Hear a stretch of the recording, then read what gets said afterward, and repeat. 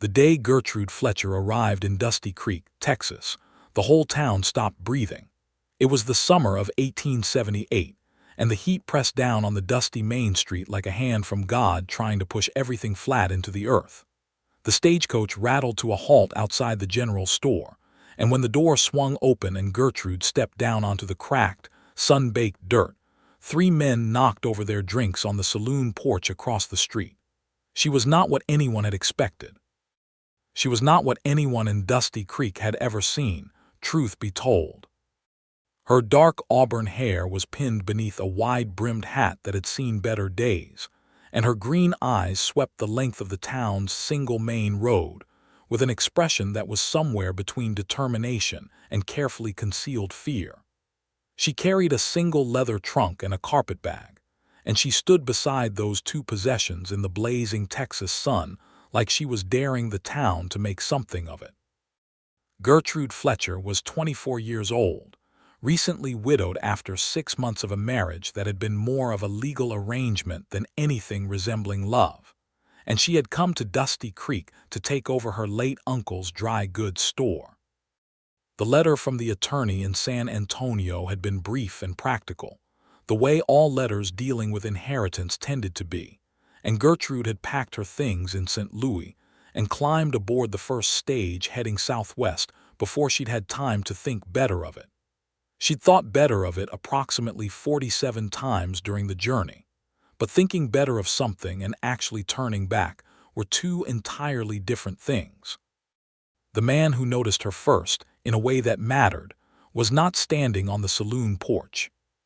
He was coming out of the livery stable at the far end of the street, leading a chestnut mare by the reins, his hat pushed back on his head, and a smear of horse grease along his left forearm.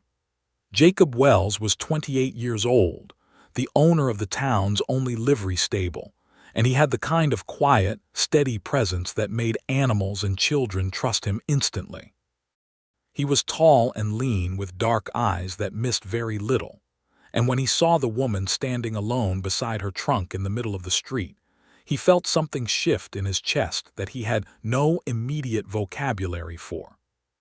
He tied the mare to the post outside the stable and walked toward the stage stop, not entirely sure what he was doing, only aware that a woman standing alone in the middle of Dusty Creek with 2 pieces of luggage and no one to meet her was a situation that called for some kind of action. "Ma'am," he said, stopping a respectful distance away and tipping his hat. "You look like someone who's supposed to be somewhere but isn't sure where that somewhere is." Gertrude turned and looked at him.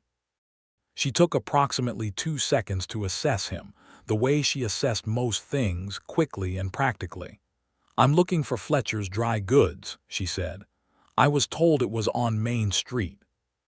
"You're standing in front of it," Jacob said, and he pointed past her left shoulder. She turned and looked. There it was, right beside the stage stop, a building she'd been standing directly adjacent to for the past several minutes.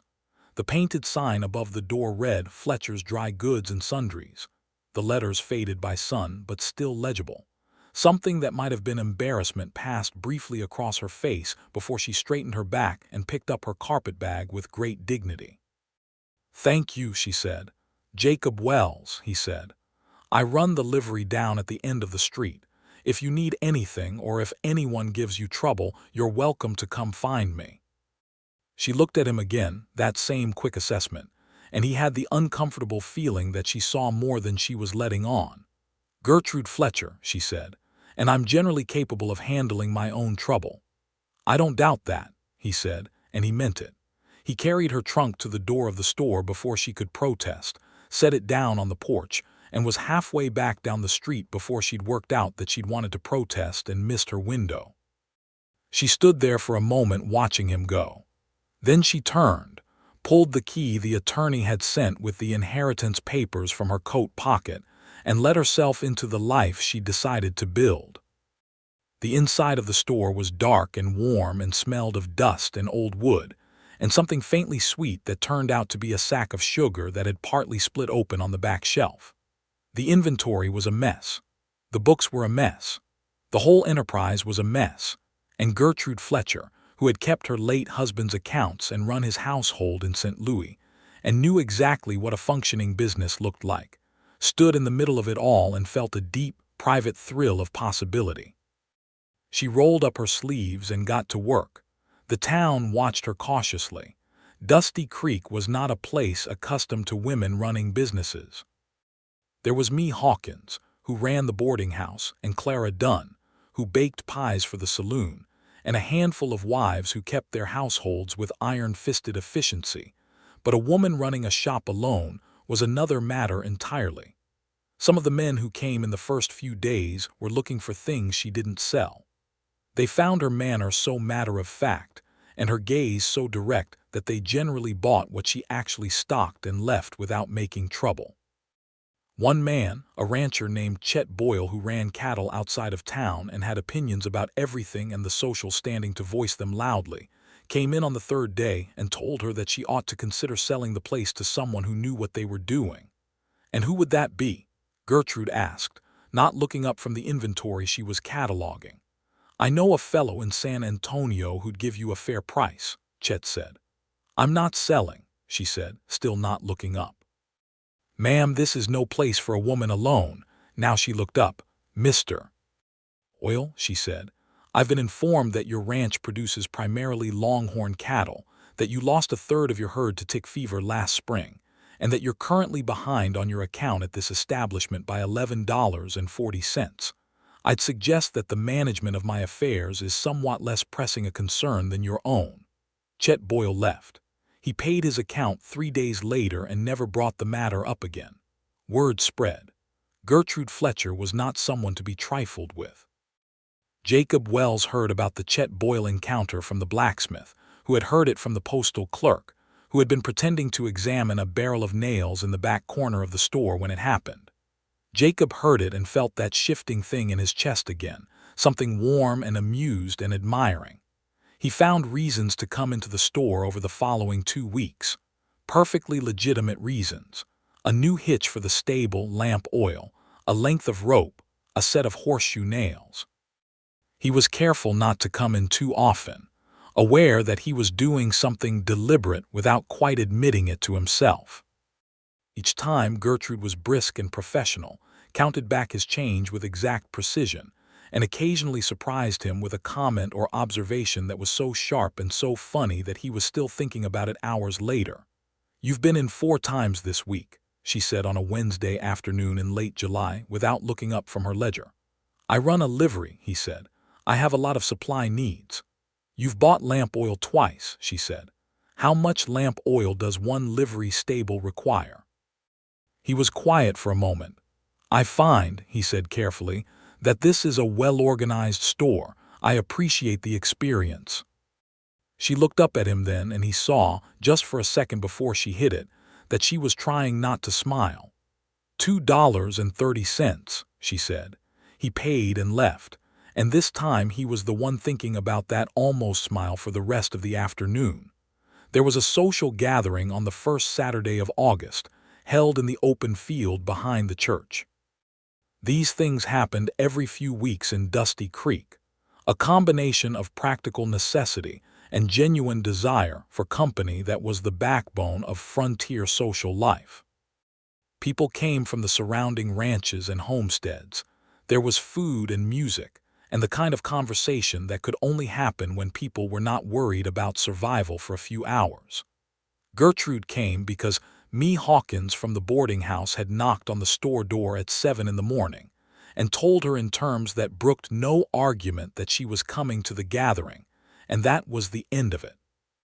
Me was 53 years old and had survived 2 husbands, a cholera outbreak, and a Comanche raid in 1872, and she had decided that Gertrude Fletcher was good people and therefore deserved to be integrated into the social fabric of Dusty Creek, whether Gertrude Fletcher wanted to be or not.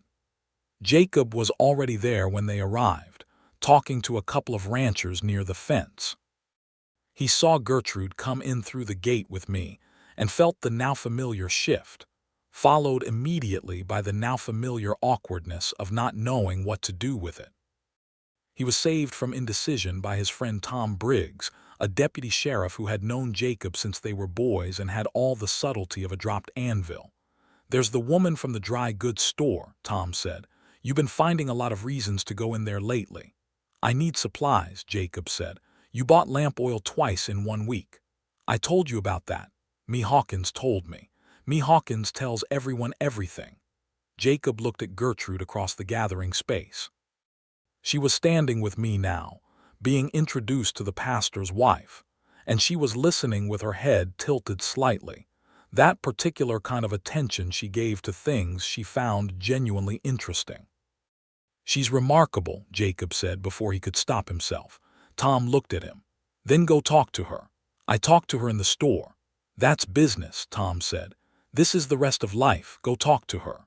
Jacob went and found reasons not to for approximately 45 minutes, which he spent having a perfectly good time talking to various people while remaining continuously aware of exactly where in the gathering Gertrude was standing. He was aware that this was not his finest hour. It was Gertrude who crossed the space eventually, because Gertrude Fletcher, unlike Jacob Wells, was not someone who spent 45 minutes circling a thing she'd already decided to do. "Mr. Wells," she said, arriving at his elbow with a tin cup of lemonade, "you're the only person here I've had a real conversation with so far, and I'm starting to run low on pleasant things to say about the weather." He laughed, a real one surprised out of him. "That's a low bar to meet." "It is," she agreed. And yet, they talked for an hour. They stood near the fence while the fiddle music started up and people began to dance, and they talked about the store's history, about the town, about where they'd each come from. Gertrude told him about St. Louis in the efficient, factual way she told most things, giving him information without sentiment, but he'd listened carefully enough to hear the things she didn't say. He heard the careful silence around her marriage. He didn't press. He told her about the livery, about the horses he'd bought up from San Antonio, and the stock he was slowly building, about the quiet ambition he had to eventually breed and sell horses as a real business rather than just an auxiliary to keeping other people's animals. "That sounds like a plan with actual thought behind it," she said. "I've had a lot of time to think," he said.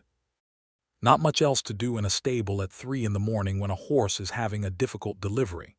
"Do you enjoy it?" she asked. "The horses?" "More than most things," he said honestly. She looked out at the dancers. "I used to ride," she said. "Before St. Louis, I grew up in Missouri outside of town. We had horses." "I have a mare," he said, good-natured. "She'd be easy to handle if you ever wanted to ride again." She looked at him sideways. "Is that an invitation?" "It's an offer," he said, and he meant it as different things without being entirely sure how to explain the distinction. She said she would think about it. Which, from Gertrude Fletcher, he was beginning to understand, was as close to yes as yes itself. She came to the stable on the following Thursday, early in the morning before she opened the store. She came in her riding clothes, which she'd clearly had in her trunk, and which told him something about the woman who'd packed them in St. Louis and carried them all this way without knowing if she'd ever used them. The mare's name was Copper, and she walked right up to Gertrude and put her nose against her shoulder. "She likes you," Jacob said. "Animals have good instincts," Gertrude said, and she was already reaching up to stroke Copper's face with a confidence that said she hadn't actually forgotten how to do this, not really, only misplaced it. He saddled Copper and walked with her through the corral, and then she rode, and watching her ride was something Jacob Wells was not quite prepared for. She went from cautious to confident in about 10 minutes, and then she was cantering along the fence line with her hat blowing back and something on her face that he'd never seen there before, something open and unguarded and purely joyful. And Jacob Wells stood in the middle of his corral with his hands in his pockets and understood quite clearly, and without any further ambiguity, that he was falling in love with Gertrude Fletcher. The realization did not particularly comfort him. He was a man of modest means with a livery stable and some ambitious plans for a horse breeding operation that had not yet materialized. She was a woman who had come here with a purpose of her own, who was building something on her own terms, and who he was fairly certain did not need a man complicating her carefully arranged life. He also understood, with the same clear-eyed practicality that he brought to most things, that understanding all of that did not change what he felt. She brought Copper back and swung down from the saddle, and her face was still open in that way it wasn't usually, and she looked at him with something that flickered very briefly in her green eyes before she put it away. "Same time next Thursday," she said. "I'll have her ready," he said. This became their Thursday ritual, and through August and into September, the shape of it slowly changed. He started riding out with her after the first few times, on a gray gelding named Dust that he trusted on rough terrain, and they rode out into the country around Dusty Creek, through the dry scrub and over the low hills, and talked with the easy, rolling conversation of people who found each other interesting enough to lose track of time. She told him, one morning in late September when the air had finally begun to cool, about her husband. His name had been Howard Fletcher, and he had been 41 years old to her 22, and the marriage had been arranged by her father, who'd had debts that Howard Fletcher had covered in exchange for a well-raised wife to manage his household in St. Louis. She said it plainly, without bitterness, but also without the softening that people sometimes applied to difficult truths to make them more comfortable. "He wasn't unkind," she said. "He was simply not interested in me as a person. I was efficient and presentable, and I kept his accounts in order, and he was satisfied with that." "That's not enough," Jacob said. She looked at him. "No," she said, "it isn't." They rode in silence for a moment. "You never loved him," Jacob said. "It wasn't quite a question." "I was dutiful," she said. "I told myself duty was a kind of love. It isn't, of course, but I was very good at telling myself things." He thought about this. The morning light was golden and long, painting the dry grass amber, and Copper walked quietly beside Dust, and somewhere in the middle of all of that Jacob Wells said something that surprised both of them. "You deserve to be loved like a person," he said, "not like a function." She was quiet for a long time after that. Long enough that he wondered if he'd overstepped, said something too forward, moved too fast into a space she hadn't invited him into. He was about to apologize for it when she spoke. "I'm not sure I know what that looks like," she said quietly. "I'm not sure any of us do before we find it," he said. She didn't look at him, but she nodded once slowly, and he saw her throat move as she swallowed. Then she straightened in the saddle and her chin came up, and she was Gertrude Fletcher again, practical and direct and fully in command of herself. "I should get back," she said. "I'm taking delivery of a new shipment of dry goods this morning." "Of course," he said. They turned the horses back toward town, and he didn't say anything else about it, and neither did she. But something had been named between them, even if they'd named it carefully and indirectly, and both of them knew it. The complication arrived in October in the form of a man named Randolph Fitch. Randolph Fitch was 38 years old, rode into Dusty Creek on a roan horse with saddlebags that clanked when he moved, and took a room at me's boarding house. He wore expensive clothes that had seen hard use, and carried himself with the particular ease of a man who expected things to go his way. He had a wide, charming smile that he deployed generously, and a pair of pale blue eyes that did not smile when his mouth did. He came into the dry goods store on the second day and was pleasant and bought a few things and addressed Gertrude in the exact tone that men used when they were accustomed to women being flattered by their attention.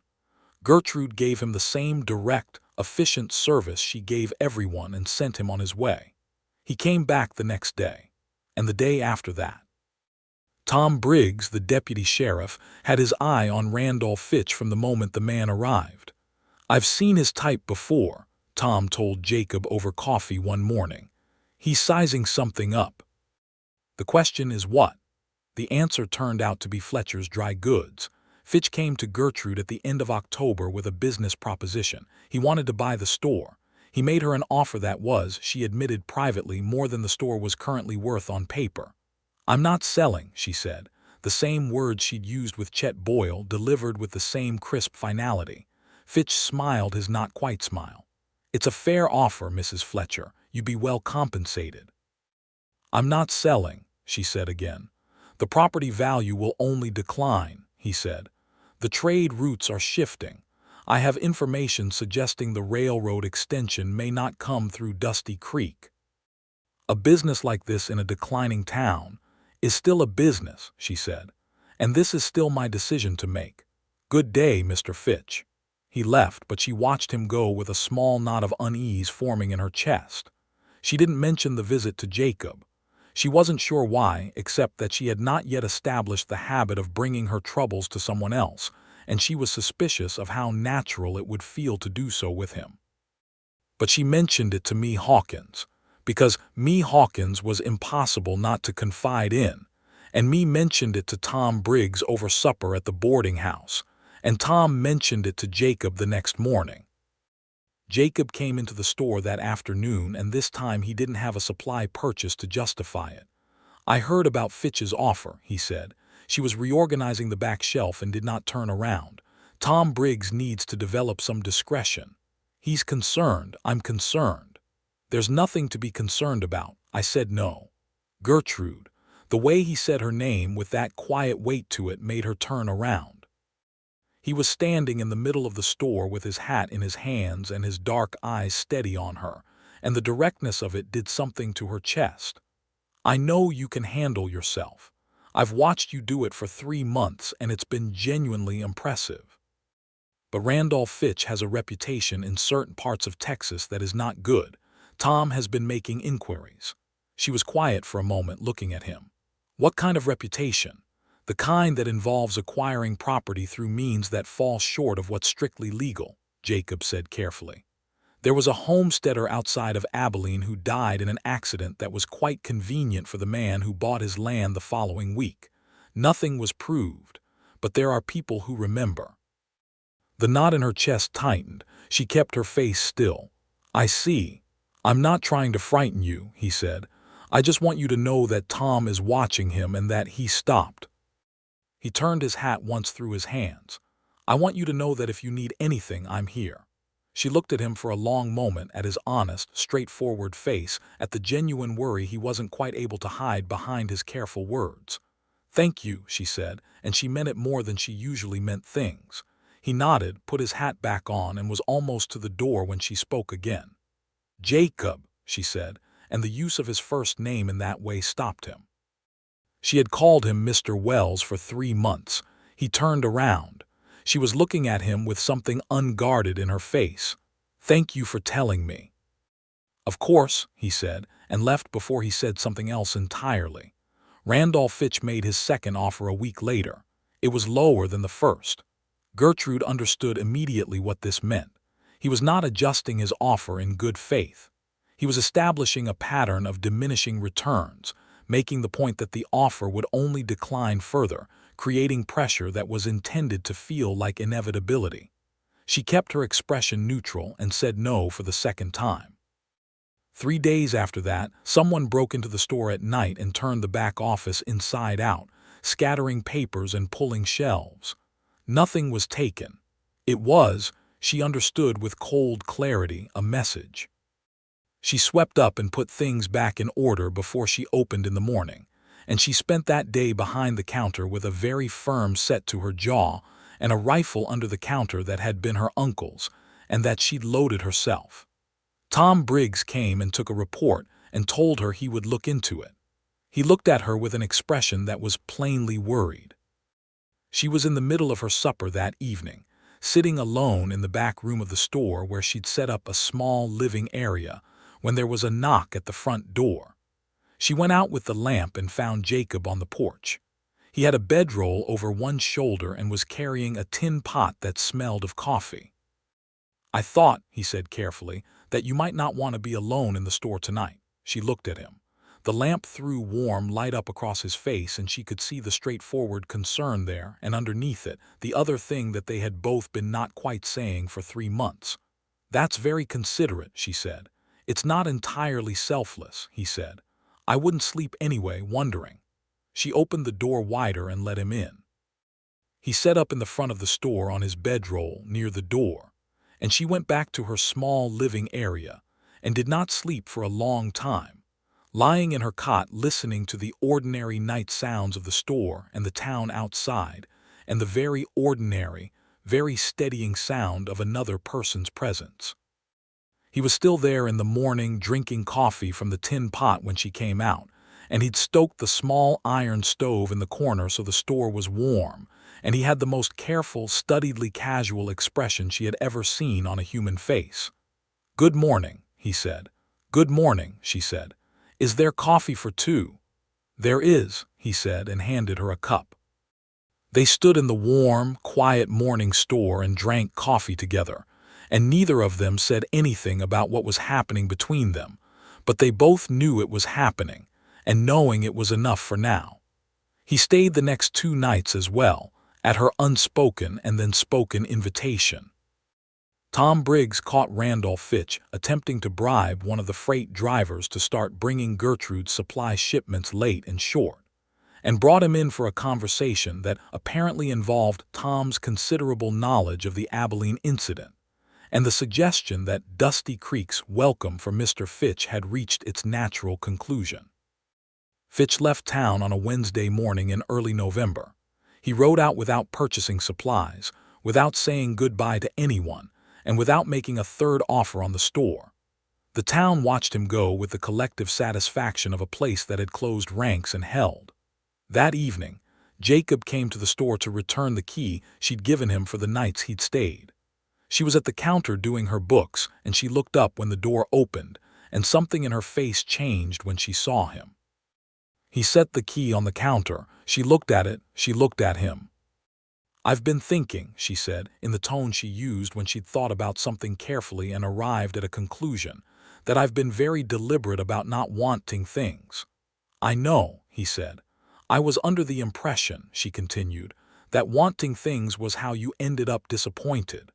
"That's a reasonable impression to have come to," he said. "I've been revising it," she said.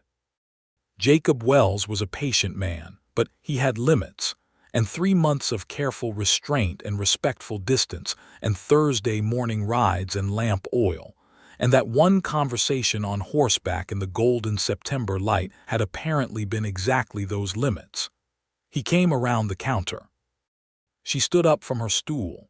They were very close together in the warm lamplight of the dry goods store, close enough that he could see the gold flecks in her green eyes and the particular determined set of her chin, and he put his hand up and touched her face, just her cheek, with the gentlest possible care. "Gertrude," he said. "I know," she said, and she put her hand over his. He kissed her, and she kissed him back, and it was not particularly dramatic in the external sense, not the kind of kiss that involved anyone knocking things over or gasping. It was a steady, deliberate, honest kiss between two people who had been moving toward each other through the careful grammar of ordinary daily life for 3 months and had finally arrived.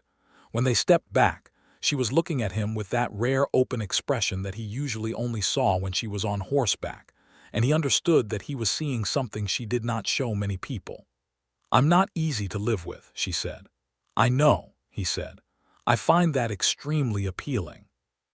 She laughed, and it was the most unguarded sound he'd heard from her, warm and real, and he decided then that he intended to make her laugh like that as many times as he possibly could for the rest of his life. November in Dusty Creek was cooler and the light changed, going golden and long in the afternoons, and Jacob and Gertrude moved into the acknowledged reality of their feelings with the same practical directness they brought to most things. There was no grand public declaration, no formal announcement. They simply began to be together in the way that two people who understand each other become together, gradually and then completely. He walked her to the store in the mornings and came by at midday when he could. She brought food to the stable some evenings, and they ate at the small table near the tack room in the company of quiet horses, and talked about their days and their plans and the 1,000 ordinary things that turn out to be the actual substance of a life. He told her about his boyhood in eastern Texas, a hard childhood after his father died, working alongside his mother to keep a small farm going. The decision to come west and the skill with horses he discovered was something he could build a life on. She listened the way she listened to everything, completely and without performing it. She told him things she hadn't told anyone, about being lonely in St. Louis in a way that had nothing to do with solitude, because loneliness in a crowd is the particular kind that goes deepest.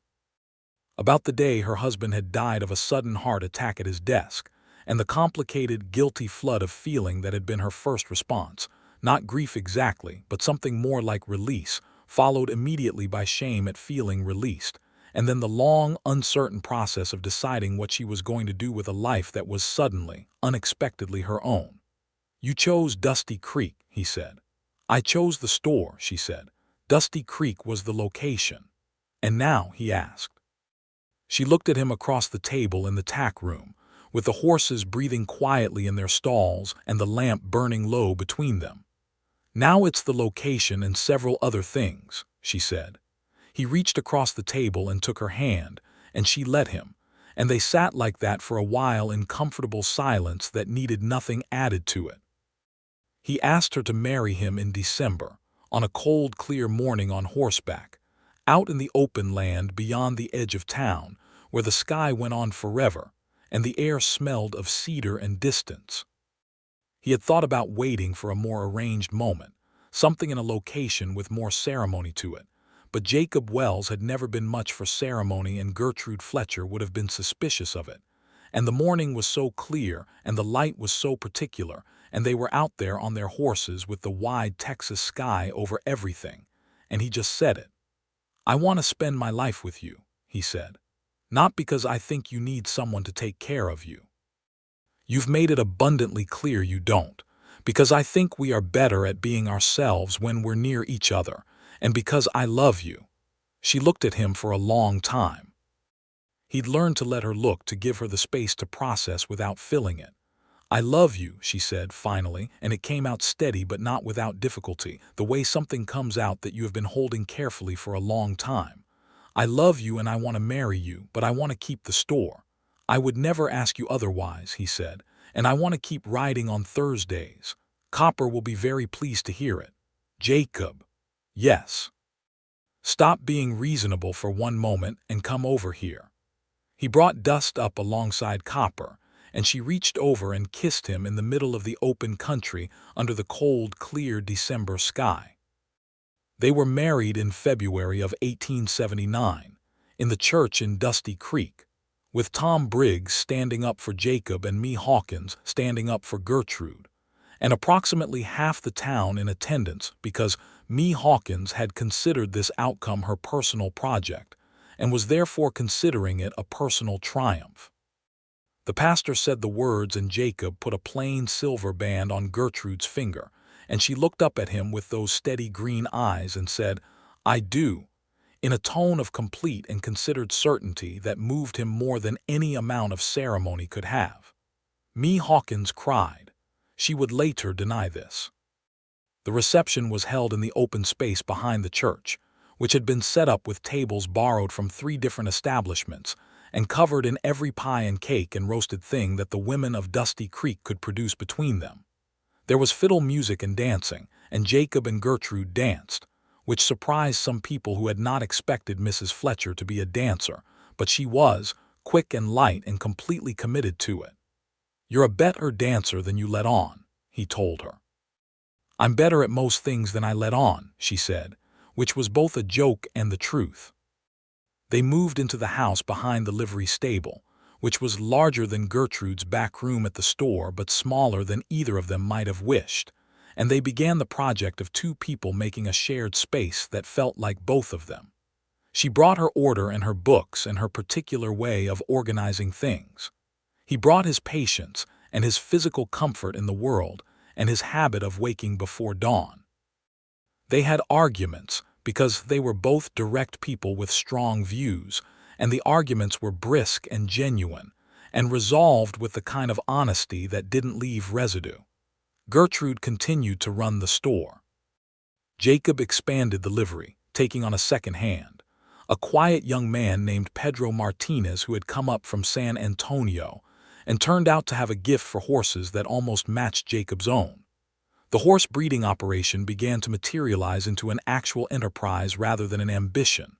A breeding pair, then a second mare, Then the first successful foal in spring, a red-brown colt that came into the world while Jacob knelt in the straw and coaxed him into breathing.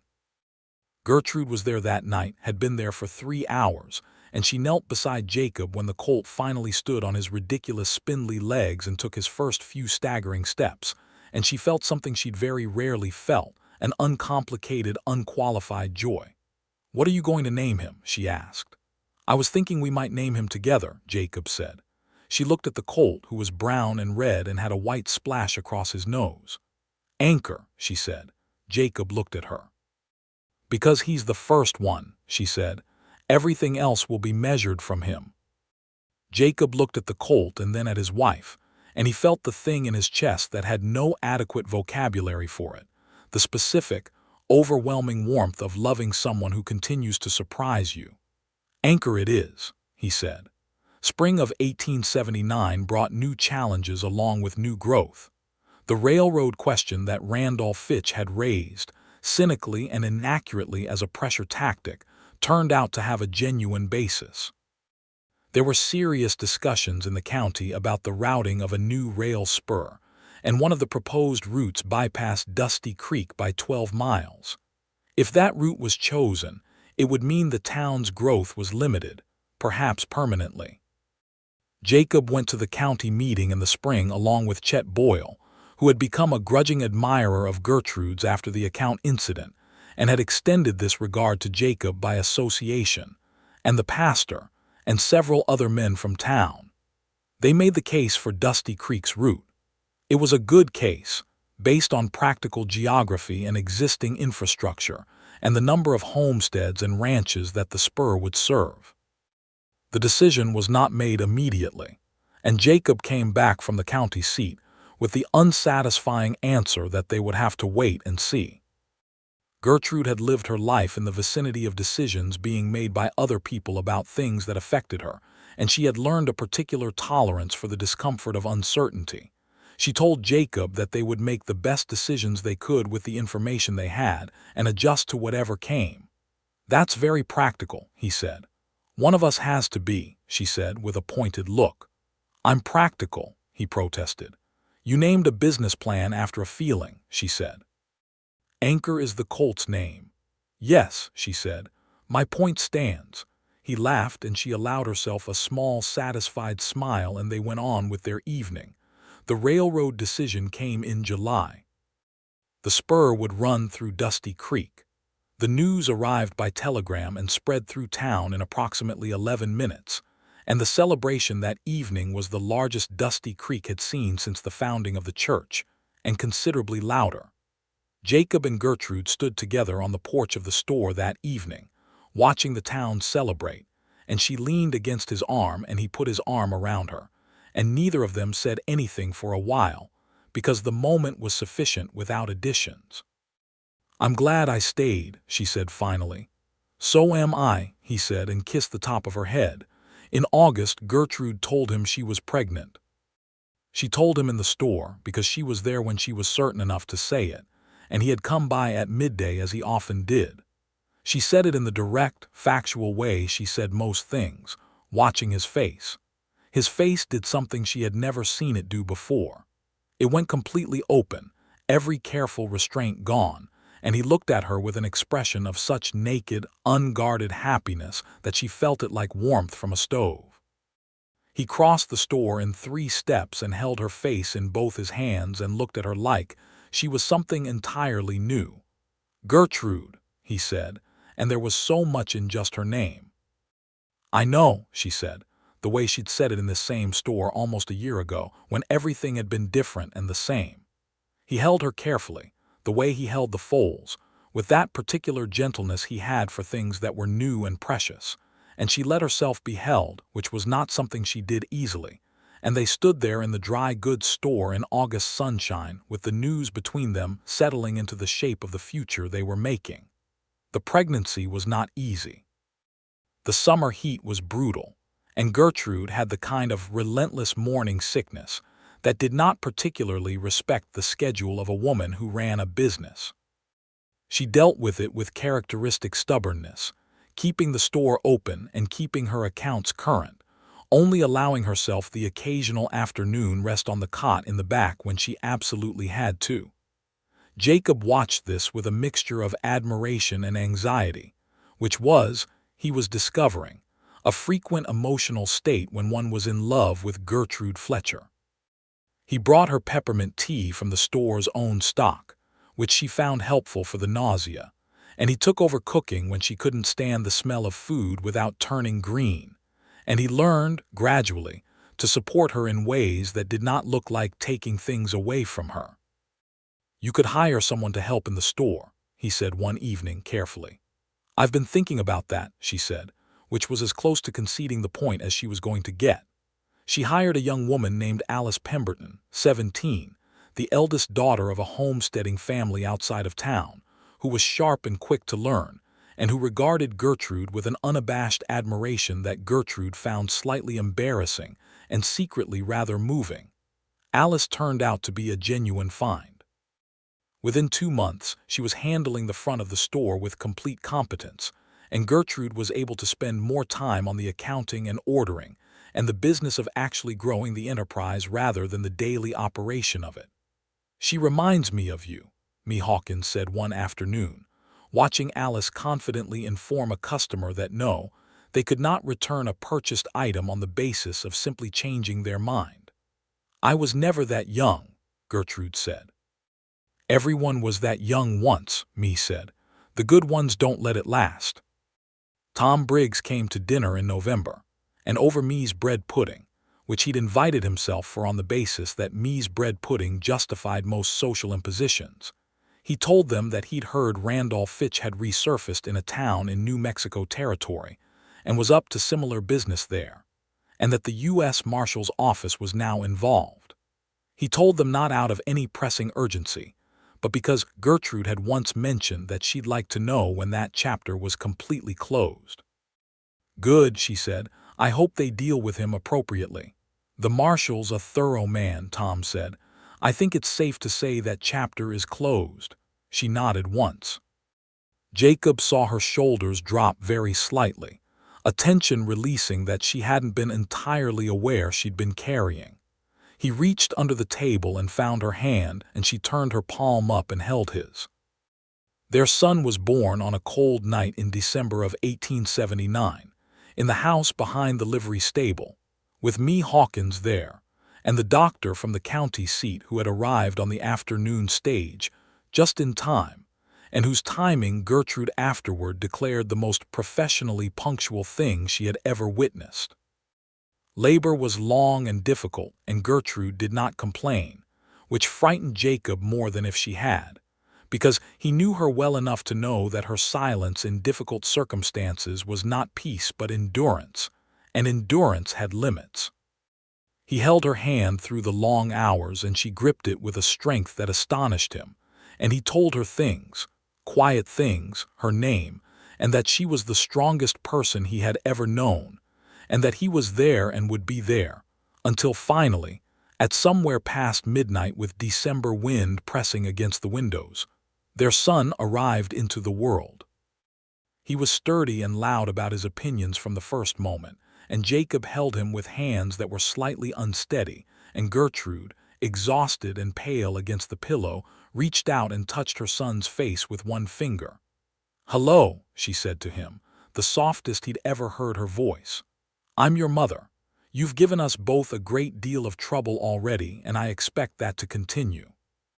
Jacob looked at his wife holding their son and felt something so large and complete that it didn't fit inside any ordinary word. "What are we naming him?" he asked. "William," she said, "after no one in particular, just because it's a good name and I'd like him to grow into it." William Jacob Wells was entered into the church record on a Sunday in December, Me Hawkins standing as godmother and Tom Briggs standing as godfather, the latter of which he took as a grave and genuine responsibility, and which meant he came around to the house approximately 4 times a week in William's first months on the pretext of checking in. "Tom comes every other day," Jacob told Gertrude. "Tom is lonely," Gertrude said, looking up from William's feeding without particular surprise. "He needs something of his own." "I've been thinking the same thing," Jacob said. this planted an idea. There was a woman who had come to Dusty Creek in the spring of 1880, a schoolteacher named Hannah Reeves, hired by the newly established school committee to teach the growing population of children in the area.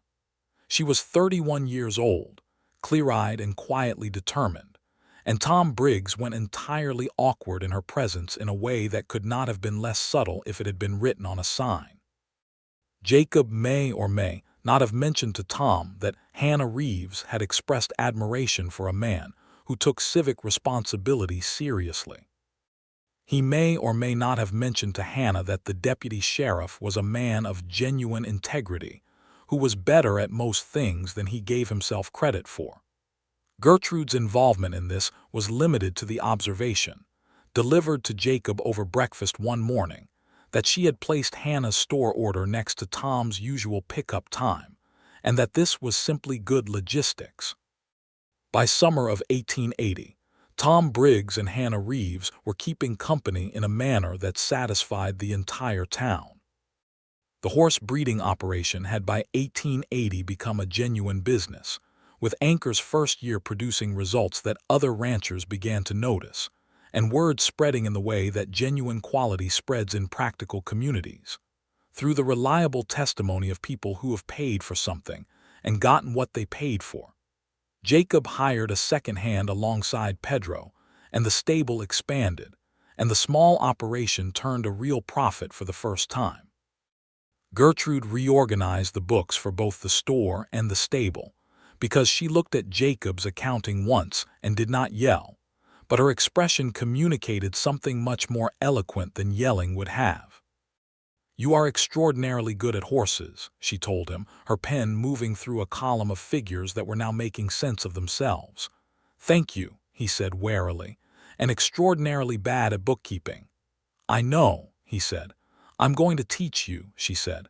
"Not because you'll ever be good at it, but because you need to be able to read what's happening with your own business." He submitted to these lessons with the grace of a man who understood that his wife was right, and that the most sensible thing to do with a person who was right was listen to them. He became, over several months, adequately functional at reading his own accounts. Gertrude maintained them. This arrangement satisfied both of them. In the winter of 1880, when William was just over a year old and pulling himself upright against every available piece of furniture in the house with an expression of intense personal ambition, Gertrude sat down one evening and told Jacob that she'd been thinking about expanding the store.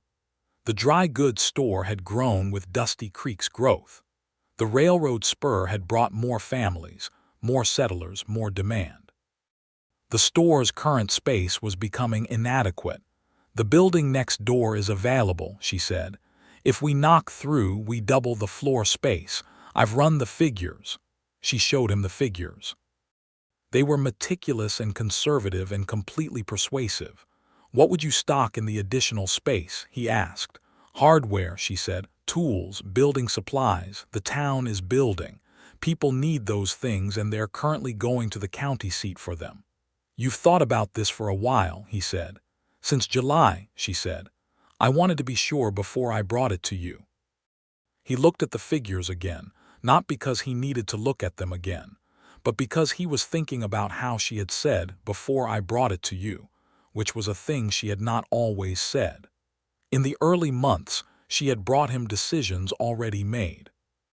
The bringing to him was something that had evolved, and he had never pointed it out because pointing it out would have made it self-conscious, but he was aware of it. "Let's do it," he said. "You don't want to look at the figures more carefully. Your figures are always right," he said. "I know that by now." She looked at him with that warm, slightly surprised expression she got sometimes when he said something that caught her off guard. The expansion of Fletcher's dry goods was completed in March of 1881, and it was a substantial success.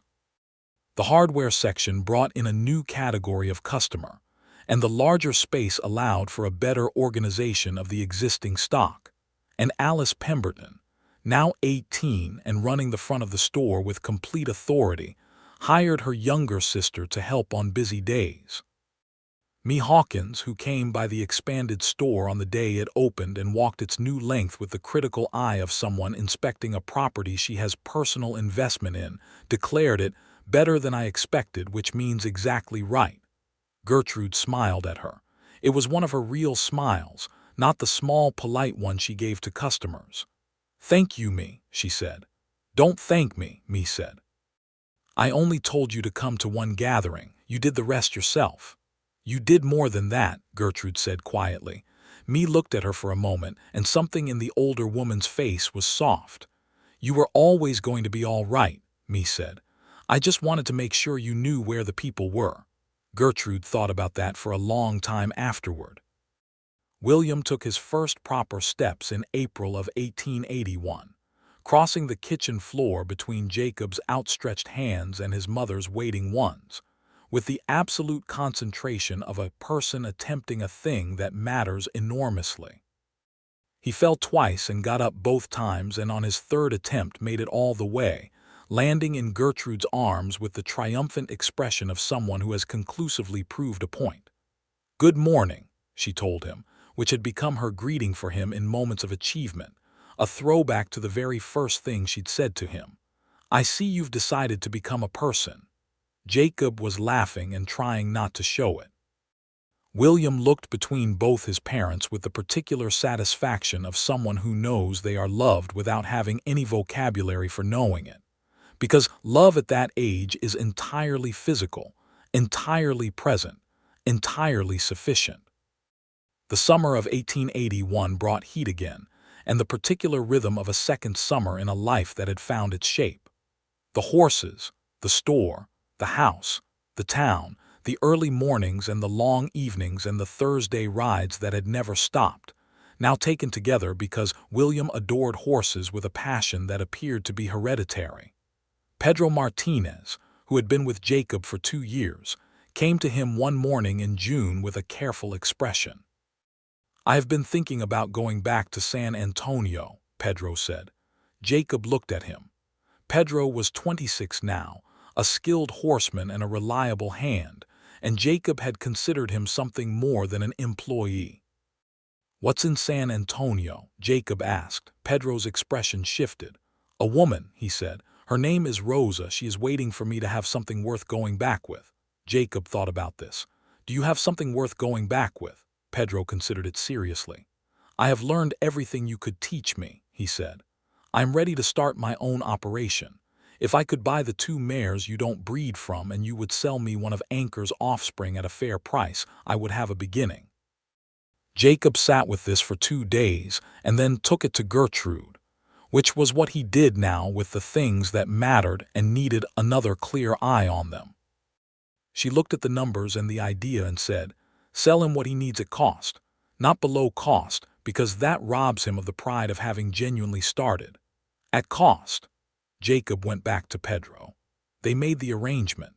Pedro Martinez left Dusty Creek in August with 3 good horses, a fair amount of saved wages, and what Jacob recognized was the same expression he had worn some years ago, the look of a man riding toward a life that was beginning.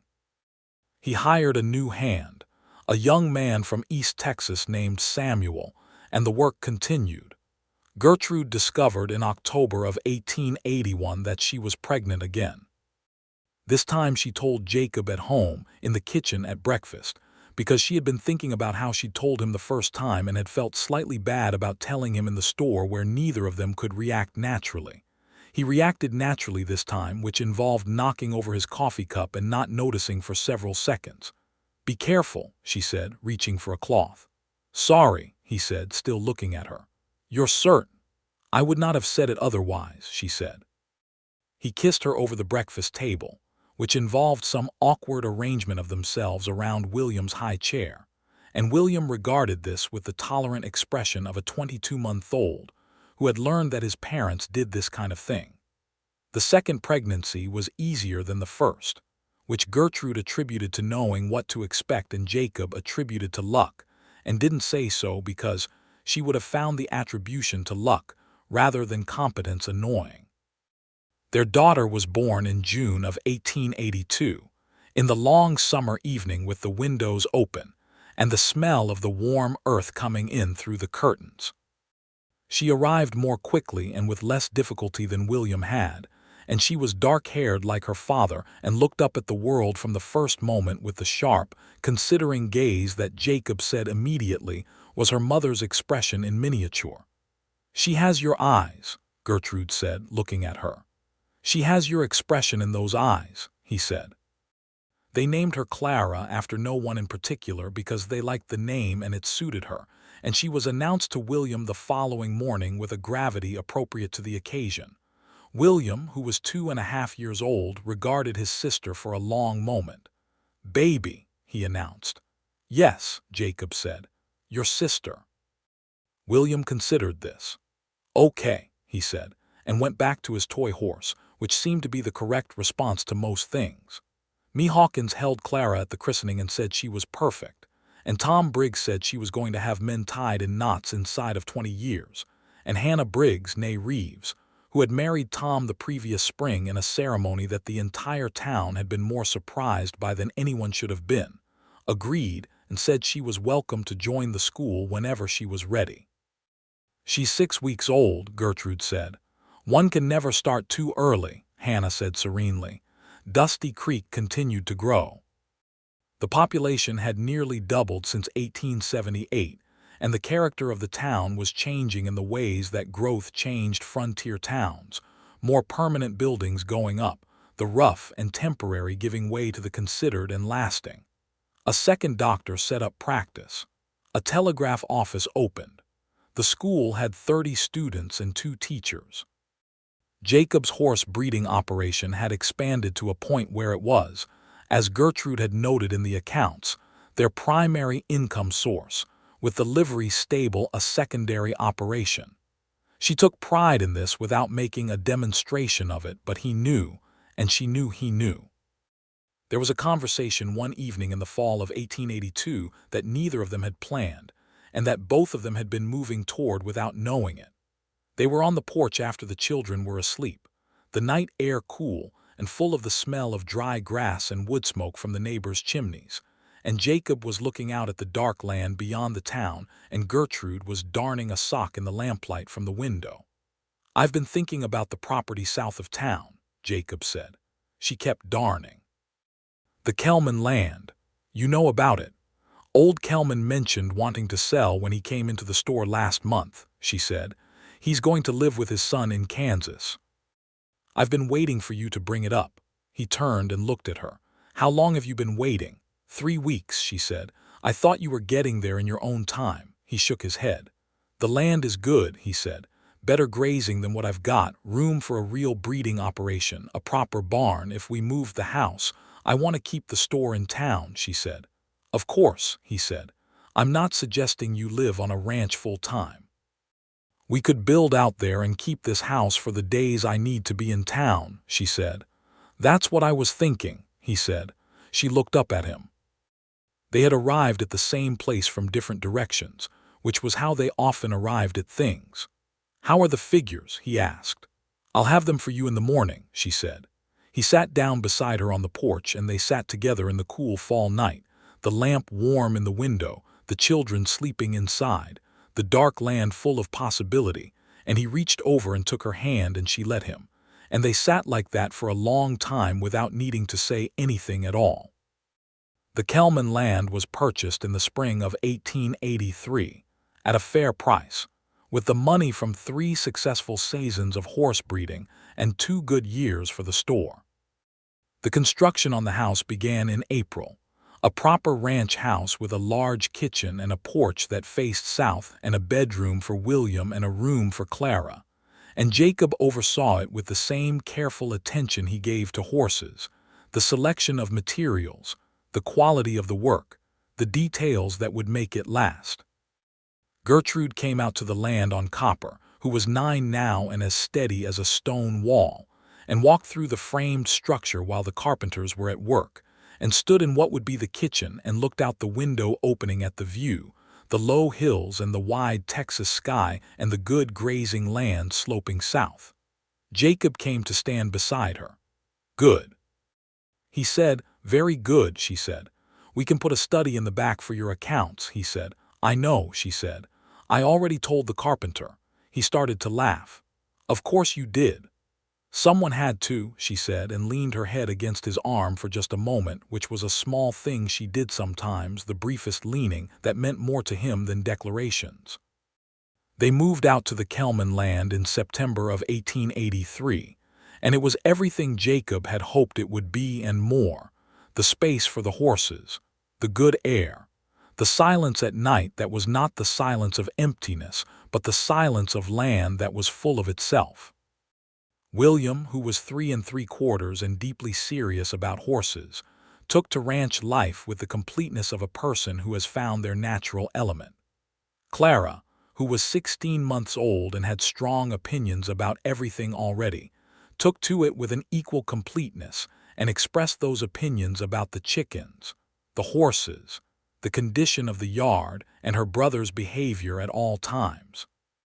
Gertrude kept the house in town and came in on Tuesdays and Thursdays to run the store, which Alice Pemberton, now 20 years old and the most competent person in Dusty Creek after Gertrude herself, managed with complete reliability the rest of the time. The arrangement was, in Gertrude's estimation, close to ideal. Tom and Hannah came out to the ranch for Sunday dinners when Hannah's school schedule permitted, which was most Sundays, and those evenings became one of the fixed pleasures of their life, a table full of food and conversation and children who fell asleep in various places by the end of the evening. Tom and Hannah had a son of their own by now, a cheerful red-haired boy named George, who was 6 months older than Clara, and who regarded her with the admiring bafflement appropriate to someone who has encountered a force of nature. Me Hawkins came out every other Sunday and sat on the porch and told everyone what they were doing wrong in a manner that was so affectionate it functioned as praise. Jacob broke the 2-year-old colt in the fall of 1883, the best of Anchor's offspring, a horse with the kind of intelligence in his eyes that made experienced horsemen stop and look twice. He was a deep bay color, and he had his father's smooth gaits and something extra besides, a responsiveness, a willingness, that Jacob had been hoping for and had not quite expected to get so fully in one animal. He rode him for the first time in the early morning before anyone else was awake, out across the south pasture in the low, slanted dawn light, and the horse moved under him like he'd been waiting for someone to ask him to. He brought the horse back to the corral, and Gertrude was standing at the fence in her coat with a cup of coffee, watching. He hadn't known she was there. "When did you get up?" he asked. "When you did," she said. "You thought you were quiet, you weren't." "What do you think of him?" Jacob asked. She looked at the horse, who had his head over the fence and was looking at her with that intelligent, interested expression. "He's extraordinary," she said, "like his father." "I was going to name him something fine," Jacob said. "What are you going to name him?" He looked at the horse and then at his wife. "I thought Fletcher," he said. She was quiet for a moment. "That's the name of a good horse," she said, with the particular softness in her voice that she reserved for things that moved her genuinely.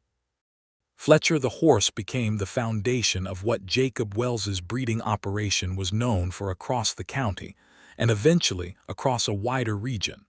The Wells line, horses with good minds and willing gaits, sought after by ranchers who wanted animals that were reliable and capable and kind.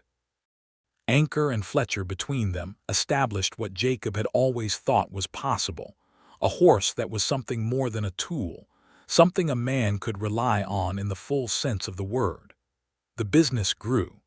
By 1885 they were selling horses as far as New Mexico territory, and Jacob had taken on 3 full hands in addition to his original operations. Gertrude ran the books for the horse business and the store from the study at the ranch. With a filing system that could locate any document in under 2 minutes, and an accounting practice that was clear enough that even Jacob could follow it now. William was 6 in 1885 and attended Hannah's school in town, staying at the townhouse on school nights with Gertrude when she came in for her Tuesday-Thursday schedule. He was serious and thoughtful like his father, and had his mother's directness, and he already spent his Saturday mornings at the stable learning horses from Jacob with an intensity that made Pedro Martinez's letters from San Antonio sound like a prediction being fulfilled. Clara was 3 and ruled her domain with a firm hand. She had Jacob's warm patience and her mother's absolute certainty, which was a combination that people in Dusty Creek referred to with a kind of admiring alarm. In the spring of 1885, Me Hawkins, who was 60 years old and had been running the Dusty Creek boarding house for 15 of those years, told Gertrude over tea that she was thinking of selling the boarding house. "What will you do?" Gertrude asked. "I thought," Me said in a tone that was carefully casual, "that perhaps someone might want company on a ranch." Gertrude looked at her. Me looked at her cup. "There's a room," Gertrude said, "with a south-facing window. The porch is good." "I've seen the porch," Me said. "I've been sitting on it most Sunday afternoons for 2 years." "So you have," Gertrude said. "More tea." Me sold the boarding house in the summer of 1885 and moved into the south-facing room at the Wells Ranch, and she was on the porch every morning with her coffee before anyone else was awake, and she organized Jacob's kitchen with a thoroughness that made him mildly afraid of his own drawers, and she told everyone what they were doing wrong with such consistent affection that it became the most reliable form of comfort any of them knew. She was the one who noticed in October of 1885 when Gertrude was tired in a particular way and said to Jacob privately, "Your wife needs to slow down for a few months." "I know," he said. "Does she know?" "She knows," he said. "She'll tell me in her own time." Gertrude told him on a Thursday evening after the children were in bed. She sat across from him at the kitchen table with a cup of tea and said, with her usual directness, "We're going to have another baby. I expect April." He reached across the table and covered her hand with his. "Are you all right?" he asked. "Tired," she said, "but yes, I'm all right." "Good," he said, and turned her hand over to hold it properly. "I love you." She looked at him the way she had looked at him since the very beginning, that clear, assessing look that was also, underneath, something much warmer than assessing. "I love you," she said back, and it came out easily, the way things come out easily when they've been true for long enough that they no longer need effort. Their second daughter arrived in April of 1886, at the ranch, on an evening when the bluebonnets were just beginning to open in the south pasture, and the air was full of something that wasn't quite spring yet and wasn't quite summer. That sweet Texas in between that lasted about a week and was worth the whole rest of the year. She was the smallest of the 3 children and the most peaceful, arriving quietly and looking around the room with calm dark eyes that seemed, from the first minute, to have already understood most things. William, who was 7 now and quite serious about most matters, came in to see her when the doctor had gone and me and Jacob were there and the room was warm and still. "What's her name?" he asked. Gertrude looked at Jacob. Jacob looked at Gertrude. "Eliza," Gertrude said. "Eliza Me." Me Hawkins made a sound that she would also later deny was crying. Eliza grew into her calm nature. She was the thoughtful counterpoint to Clara's decisive energy and William's serious purpose, a child who watched and considered, and then acted with quiet certainty. Jacob said she'd been this way in the womb, and Gertrude said that was not a scientific observation, but also did not entirely disagree. The years moved in the way that good years move, which is to say with the particular swiftness of fullness, when there is enough in each day to fill it, and the days therefore pass quickly without leaving the sense of having been wasted.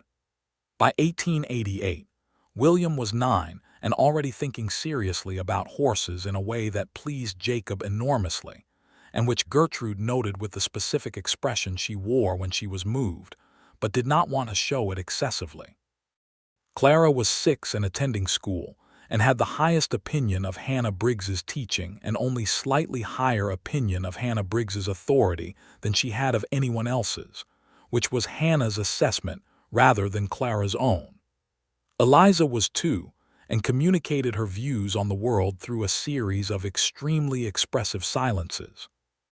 Jacob turned 38 in the spring of 1888, and Gertrude organized a birthday dinner at the ranch with Tom and Hannah and their children, and me, and Alice Pemberton with her husband, a quiet carpenter named David who Alice had clearly chosen with Gertrude's example in mind, that is to say, with complete deliberation and excellent judgment.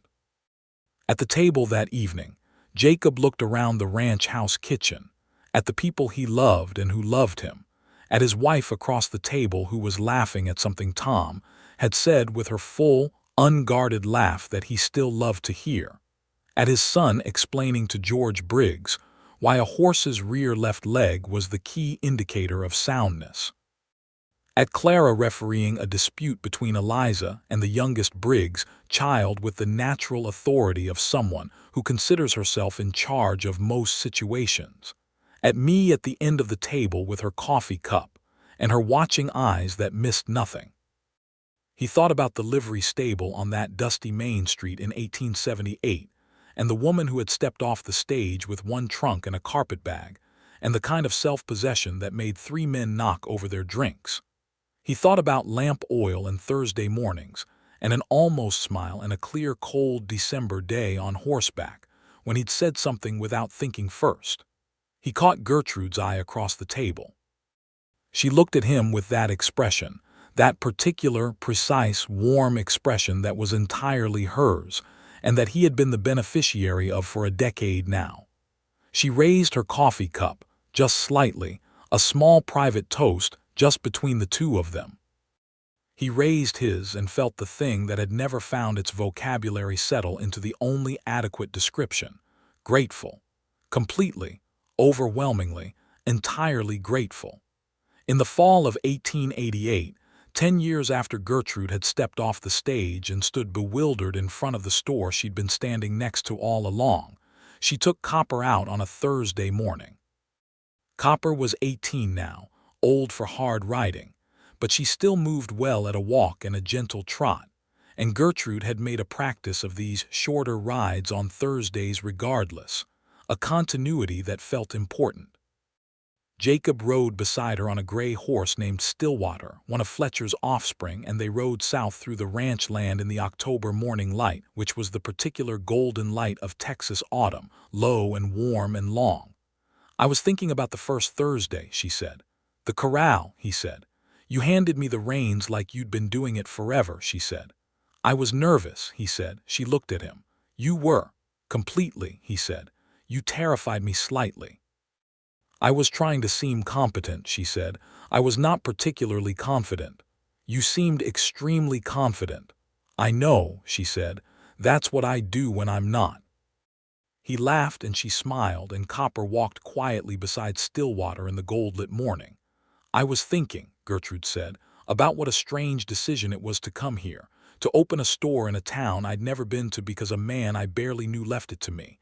It seemed like the most practical thing and the most impractical thing at the same time." "Most of the things worth doing are like that," he said. "I know that now," she said. "I didn't know it then." The morning was very still. The scrub grass moved in a small wind, and the sky was an unbroken pale blue, and somewhere a long way off a hawk was riding the air. "I'm glad you were a man who bought too much lamp oil," she said.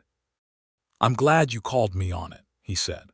She reached over from the saddle, and he met her halfway, and they rode for a while with their hands joined between the horses, in the October morning that was full of everything they had built, and everything they still intended to build, in the town that had become home, in the life that they had chosen and made, and were continuing to choose and make every single ordinary, extraordinary day.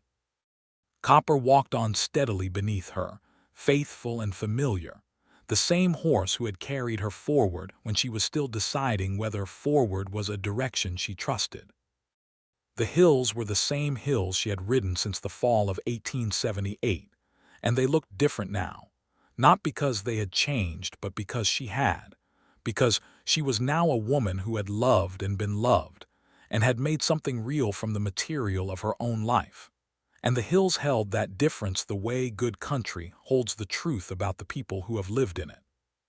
She let go of Jacob's hand at the top of the rise because Copper needed both reins on the slope, and he rode beside her, and they came down into the south pasture, where the grass was still good this late in the season, and Fletcher was out in the far pasture, his bay coat catching the morning light. "Still the best horse I've ever bred," Jacob said. "He has good lines," she said. "His name helps," he said. She looked at him. He was smiling, the particular private smile she loved, the one that was just for her. "It might," she said. They rode back to the ranch in the late morning, and Me had coffee and corn bread on the table, and Clara was in the yard demonstrating to Eliza the correct method for doing something or other with complete authority, and William was in the stable already, talking quietly to one of the mares about the approach of winter the way his father talked to horses, seriously and with evident expectation of comprehension.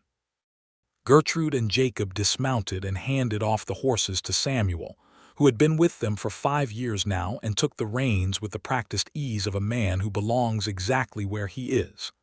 They stood for a moment in the yard, the October sun warm on their backs, the ranch around them, the life around them, clear and full and theirs. "Good Thursday," he said. "Every Thursday is a good Thursday," she said, and walked toward the porch and her coffee and the day's work and the life she had built and chosen, every single deliberate chosen day of it, in the small but sufficient country of Dusty Creek, Texas, beside the man she loved completely, in the life that had begun with one small step off a stagecoach and never stopped going forward.